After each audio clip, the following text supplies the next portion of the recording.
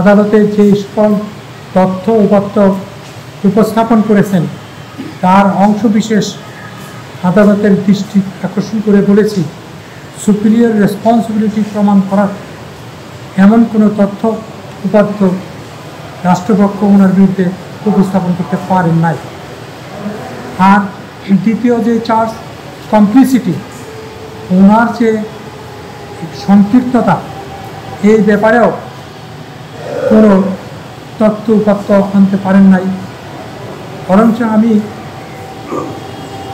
ট্রাইব্যুনালকে হাসানুল হক ইনুর সাথে মাননীয় প্রধানমন্ত্রী শেখ হাসিনার যে টেলিফোনিক কনভারসেশন, সেখান থেকে আমি উদ্ধৃত করে দেখিয়েছি যে ওনাদের কনভারসেশনে স্পষ্টত ওনারা বলেছেন যারা আন্দোলন করছে তাদেরকে ঘরে ফিরে যাওয়ার জন্য আহ্বান করতে হবে, যাতে আন্দোলন বেগবান না হয় সেজন্য কারফিউ জারি করে, যাতে করে মানুষ আন্দোলন না হয় এবং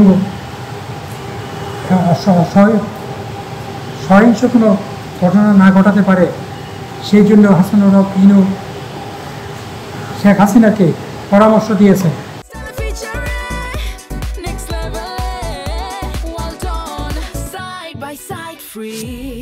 এবং শেখ হাসিনাও বলেছেন যে কারফিউ হবে কিন্তু কোনো গুলি হবে না, স্পষ্ট করে বলে দিয়েছেন। এবং বলেছেন কেউ যদি কোনো ভায়োলেন্ট অ্যাক্ট করে তাকে অ্যারেস্ট করা হবে, থানায় নিয়ে যাওয়া হবে, টেলিভিশনে প্রচার করা হবে যে তাকে অ্যারেস্ট করা হয়েছে, কিন্তু কিছুক্ষণ পরে থানায় রেখে তাকে ছেড়ে দেওয়া হবে। এই অবস্থায় এই কনভারসেশন থেকে স্পষ্টত প্রতীয়মান হয় যে আওয়ামী লীগ সরকার সহ 14 দল তারা সাধারণ জনগণের আন্দোলনের দমন করার জন্য কোনোরূপ অন্যায় আশ্রয় গ্রহণ করেন নাই।